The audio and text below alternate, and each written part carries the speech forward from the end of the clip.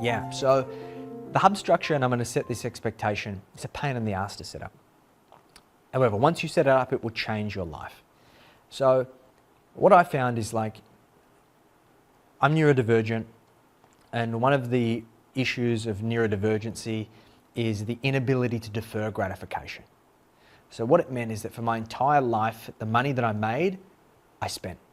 Like I never had anything to show for it. And it made me feel really guilty. Like particularly as a financial advisor in my early career, I was very much this do what I say, not what I do advisor. And it didn't sit well with me. I'm like, okay, I'm advising my clients around these life-changing decisions. I take a lot of pride in the advice that I give. Like my peers are doing all of these amazing things with all of their surplus, like buying property and building wealth and doing all of these things. And why can't I? Well, I have this inability to save money. And at the time I was undiagnosed with ADHD, so therefore I had no idea. I'm just like, okay, there's something wrong with me. So I'm like, okay, the great thing about neurodivergency is that I could look at things differently than others. And I'm like, okay, budgeting doesn't work for me because what I end up doing is setting an unrealistic, ambitious expectation, reverting to bad habits, coming back and reviewing it, feeling guilty, and just creating this negative feedback loop, constantly beating myself up. You're an idiot, like you're not good enough, yada, yada, yada. And this is the feedback for the vast majority of people. Like I think the statistics are 85% of people fail at budgeting, right? Why?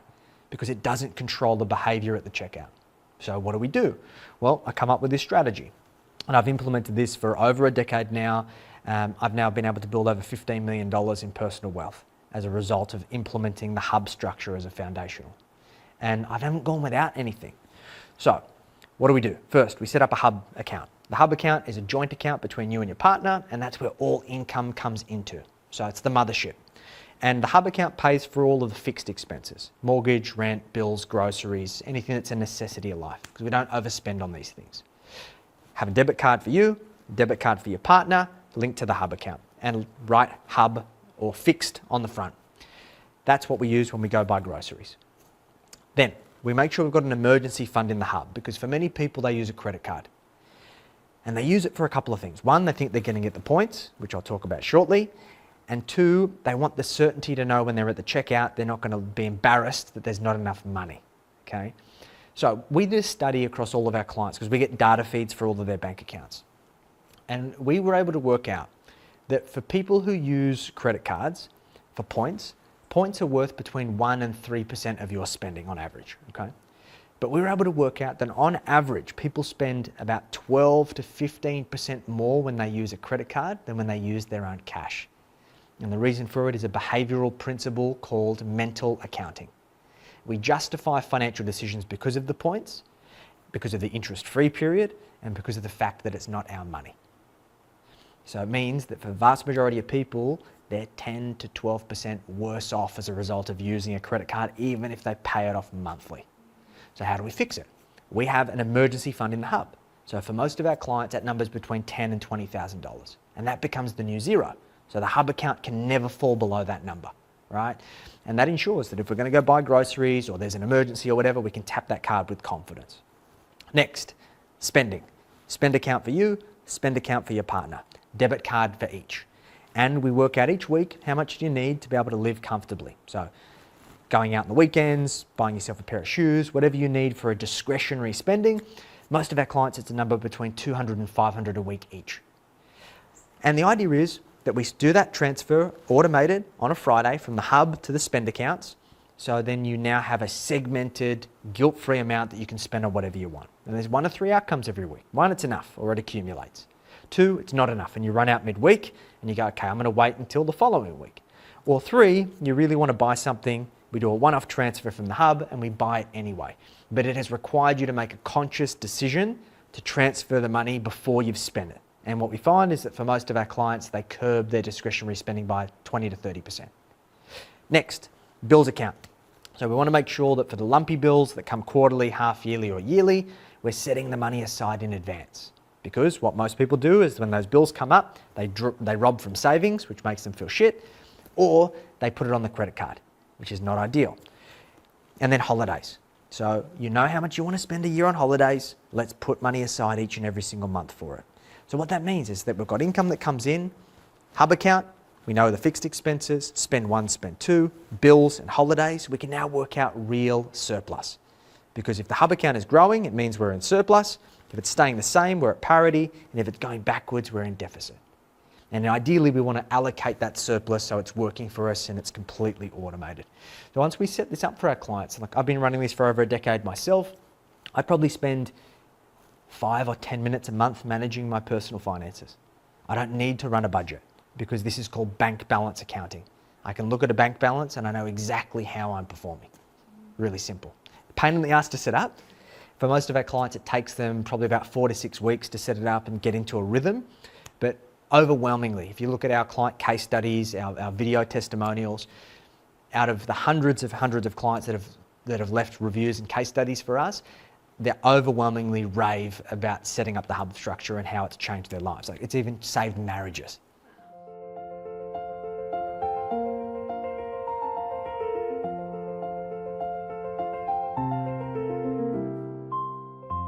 I think this comes back to that point of just shrinking ourselves wealthy, that people think that in order for them to build wealth, they need to get to the next milestone.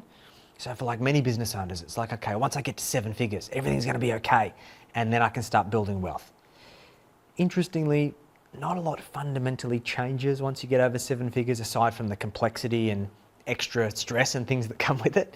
So then they go, okay, cool. Well, once I get to this milestone, or after I get this many clients, or once I hire this team member.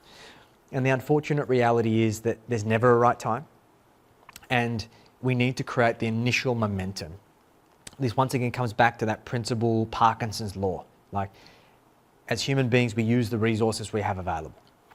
As you grow and scale your business, you will find a way to spend that money. So you may as well factor in wealth building to that, because you'll find a way to make it work. Interestingly, we've had clients come to us. I had a particular client who came to us who was running this advertising agency. Big agency working with like high-level publicly listed clients. He was doing about $5 million a year. And the business, like on paper, was really profitable, but he was just constantly doubling down. And like his excuse was like, I need to keep scaling the business. Once I get to this point, I'll worry about wealth. Oh, I'm going to sell the business one day and then I'll worry about wealth. And he had a situation where he almost lost the business. He took on a client who was in the FMCG space and they had 90-day net payment terms. All of his costs to deliver these projects were with salaried employees and upfront costs, which essentially meant that he was paying all of his bills and then was out of pocket for over a quarter in order to get paid. And so that can sometimes work, but when you're also aggressively scaling your business, he was aggressively burning his bank account. And when he come to us, like he was weeks away from going broke and just his hand being forced.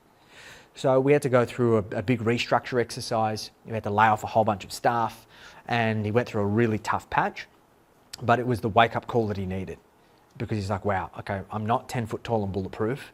My business isn't invincible. It's an amazing business, but I'm only a handful of bad decisions away at any point in time from going broke. I better do something different.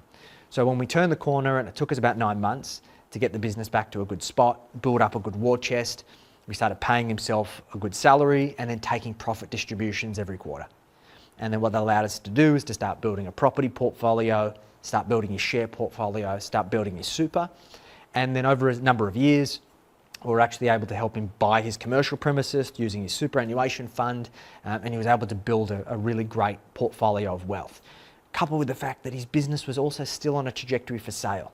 And the idea is, let's build wealth independent from sale, meaning that we don't have to sell the business to be financially free. And if we do sell the business, it's cream on top.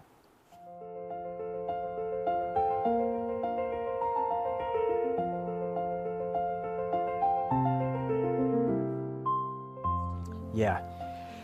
So the idea of the family vault is based on a book that I wrote about building generational wealth. And when you build, really it's about 8 figures or more. We find that business owners who are at $10 to $50 million is really where they can create true generational wealth. Like sure, like 7-figure business owners can be wealthy, but the amount that they are going to need to fund their lifestyle in retirement and the amount of wealth that they're going to end up leaving to their kids is not really life-changing. Like it's not generational wealth.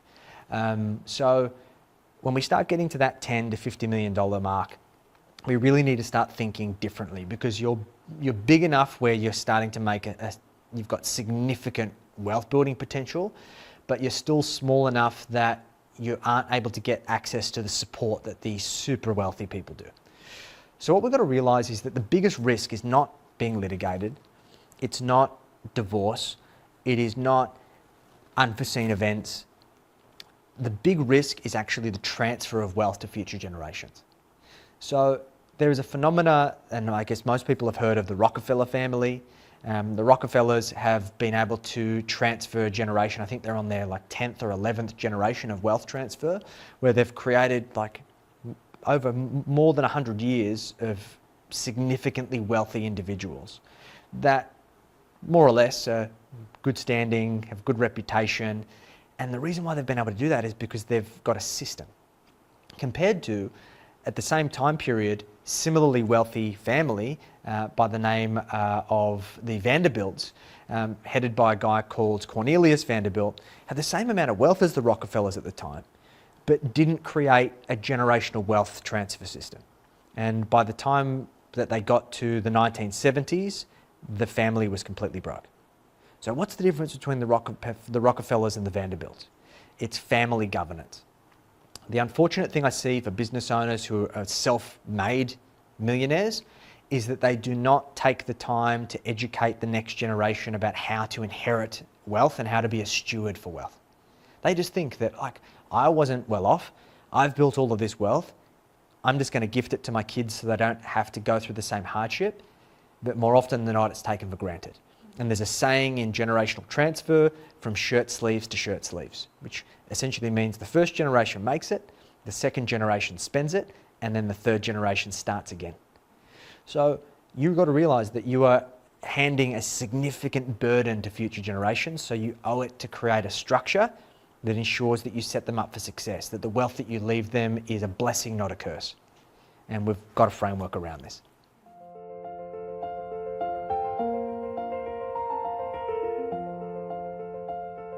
The biggest wealth building misstep that I see once people hit 7 figures is continuing to reinvest everything back into the business. I feel the best thing that you can do for your business is to put it on a diet, because businesses are cash-eating monsters if you allow them to be cash-eating monsters. I'm yet to find a business that hasn't been able to find a place to spend money if it's been available, right? And what you will find is that the more cash you've got available, the more opportunities you will see to spend it. And that money will just slip through your fingers. Now, the best 7-figure plus businesses are self-sufficient, that they can fund their own growth. And isn't that a great position to be in? Imagine that you can take a significant amount of profit out of your business and your business continues to grow and scale year on year. And once again, it comes back to that principle of Parkinson's law, right? Your business will use the resources that it has available. So as a simple strategy that we implement for our clients, when we implement the profit mastery machine, we set up operating rules, which first and foremost, we want to build the business to having 3 months of cash to expenses. So if the business has $100,000 a month of expenses, we want to build $300,000 in cash. We then set up rules. So if your business has between 0 and 3 times cash to expenses, we don't pay any profit out. If the business has between 3 and 6 months of cash to expenses, we pay 50% profit out. And if the business has more than 6 months of cash to expenses, we pay 100% of the profit out. So it makes a really simple framework that we can then have decision-making criteria of what money we leave in the business and what money we take out. The second thing that we do is we say, okay, if we want to grow the business, how do we create a budget over the next 12 months that allows us to facilitate and fund that growth and still make at least a 20% profit margin? So what that forces us to do is to be resourceful, because just having more money and throwing more money at a problem doesn't necessarily guarantee you more success. And what we've actually found is for our clients who've been more intentional around their strategic planning and creating a budget and creating a better financial model to fund their growth, they've actually been able to make more profit.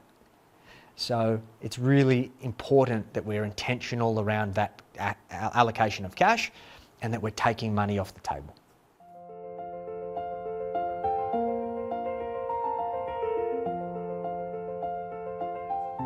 Yeah. I'll give you a real life scenario. We had a fellow who came to us many years ago who had a multi 7-figure cabinet making business. He had been in the industry for almost 30 years, had a very, very good reputation, did high quality work, and for all intents and purposes had a successful business. On the inside, he was on the verge of going broke. So the business was losing about $27,000 a month. And he was hemorrhaging cash. He'd burnt through his cash reserves, he'd maxed out overdrafts, he'd maxed out credit cards. It got to the point where even he was forced to sell a block of land that him and his wife were planning to build their dream home. And like, that's a lot of pressure to put on a relationship, right? So that was the kind of breaking point. And this guy was in his mid-50s. So like, he was really on the home stretch to retirement. Like at that point in time, with the scale of business that he had, like he should have been made. And he wasn't. So he was at a crossroads, like at the verge of going broke.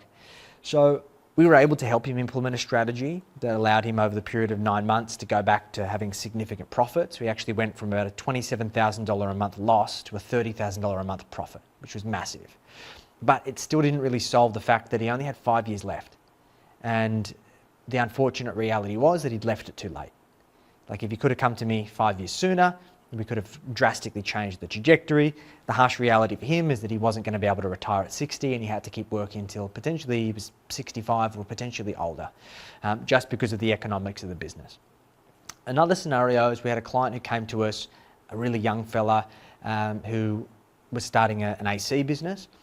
And just before he started his business, he came to one of our events and he said, I want to set up my business the right way, because I want to be financially free. So by the time that I'm 40, I have choice around whether I work. Because he's like, I realize that I'm in a trade. My body's not going to allow me to work for a really long period of time. I want to be smart now. So this guy in his like mid-20s just had his head screwed on right. And what we did is we helped him implement his strategy to launch his business. He did $1 million in his first year at 30% profit margins. Like it's almost unheard of in a trade business to do 30% profit margins, let alone in your first year. And we're able to help him build a multi-7-figure business. And throughout that time, accumulate a significant property portfolio that was going to have him on track to be work optional by 40. So these are the two fundamental differences. Now, the important thing I want people to take from this is there are so many wealth educators out there that say, oh yeah, if you only invest $1,000 a month from when you're 18, then you're going to have all of these millions of dollars by 60, and then you go, oh, that's fucking great. I'm already 50 or 60. Then what hope have I got? This is about understanding the economics of your situation and understanding the levers that you're prepared to pull. Because we've had clients come to us in their 50s and 60s who've been in really tough situations, and we've been able to drastically change that trajectory. It's just about understanding what levers you need to pull in order to get the outcomes that you want. And it comes down to a few things. One, what's your starting point, right? Like what's your wealth position? What's the position of your business? That's lever number one. But you can't change that. It is what it is, right? Two, what's your surplus? Like how much can you contribute towards building wealth? And that comes from business profit and personal surplus. Three is how much risk are you prepared to take? So for some people, they're super conservative. So that means that we're not going to get a lot of return, right? Some people are super aggressive. So that allows us to potentially magnify our wealth, but there could be more volatility along the way. Next is how long are you prepared to wait? So the longer we can wait, the more we can allow compounding to work its magic, right? Like if you say to me, I've got no wealth and I'm low risk and I want to retire in a year, like there's not a lot of options. Like I might look like a magician, but I'm not one, right? And then lastly is expectation. If we can't influence those other four levers, then we may need to adjust our expectations. And what we help facilitate, irrespective of your position, is how do you work out what levers you should pull that are going to get you the outcome that you're looking for.